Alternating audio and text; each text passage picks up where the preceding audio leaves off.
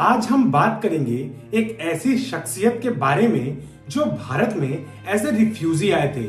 और उन्होंने यहाँ आकर काफी संघर्षों के बाद एक ऐसी कंपनी खड़ी कर दी और उनकी कंपनी इतनी चली कि आज भारत के हर एक घर के किचन में आपको उनके प्रोडक्ट्स मिल जाएंगे। जी हाँ, ये शख्स कोई और नहीं बल्कि 27 मार्च 1923 को सियालकोट पंजाब में जन्मे धर्मपाल गुलाटी हैं।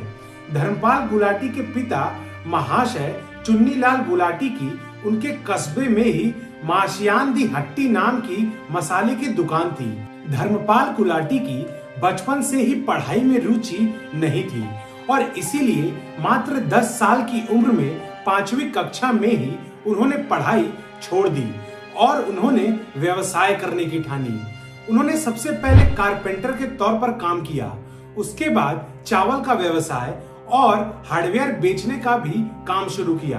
पर किसी में मुनाफा न होने की वजह से उन्होंने अंततः अपने पिता के मसाले की दुकान में काम करना उचित समझा, जिसके बाद उन्होंने मसाले की दुकान को लाहौर, ननकाना साहिब और लायलपुर जैसे तमाम जगहों पर विस्तारित किया।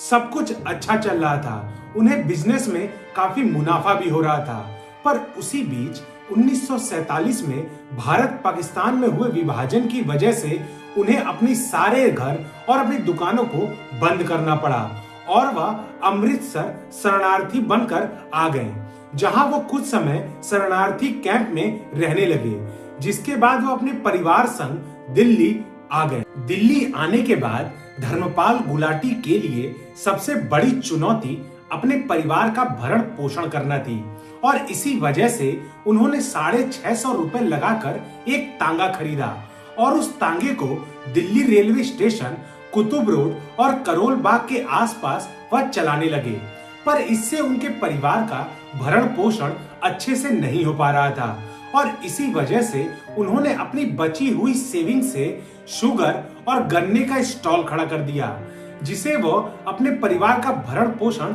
अच्छे से कर पाए। पर इस व्यवसाय में भी उन्हें मुनाफा नहीं हो रहा था और इसीलिए उन्होंने अंत में 1958 में अपने पिता के मसाले की दुकान को एक बार पुनः खोलने का निर्णय लिया। धर्मपाल गुलाटी ने करोल बाग क्षेत्र में लकड़ी का एक पॉपअप स्टोर स्थापित किया और उन्होंने अपने मसाले की दुकान का नाम महाशियान दी हट्टी रखा और उन्होंने मशहूर समाचार पत्र प्रताप में इसके विज्ञापन भी निकलवाए। उस समय 1947 में विभाजन के बाद भारत में आर्थिक स्थिति उतनी अच्छी नहीं थी और लोग अच्छे और महंगे मसाले खरीद नहीं पाते थे और इसी वजह से वो अपने घरों में ही मसाले पीसते और इस्तेमाल करते थे और उस समय बिना मुनाफा देखते हुए धर्मपाल गुलाटी ने शुद्ध मसाले घरों घरों तक पहुंचाने का निर्णय लिया और धीरे धीरे उनके मसालों का जादू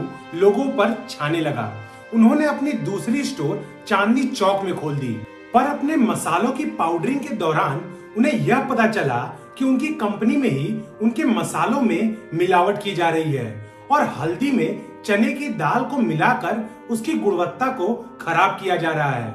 जिससे उनके घर घर शुद्ध मसाले पहुंचाने के सपने में बाधा उत्पन्न होने लगी और इसीलिए धर्मपाल गुलाटी ने खुद ही कच्ची सामग्री से लेकर ग्राइंडिंग प्रोसेस और पैकेजिंग तक के सभी प्रोसेसेस पर अपनी निगरानी बढ़ा दी और धीरे धीरे कर उन्होंने अपनी गुणवत्ता को पुनः मेंटेन कर लिया। 1959 में धर्मपाल गुलाटी ने कीर्ति नगर क्षेत्र में एक जमीन खरीदी और उन्होंने वहां पर अपनी कंपनी स्थापित की, जिसमें 1965 में उन्होंने MDH नाम से अपनी कंपनी का पंजीकरण कराया।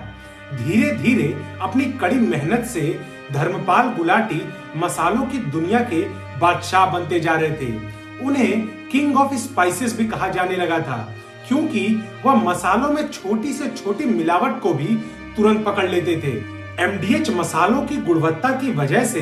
भारत में ही नहीं बल्कि US से UK, China, Singapore, Vietnam, Saudi Arabia और जर्मनी जैसे तमाम देशों में भी MDH मसालों का निर्यात शुरू हो गया।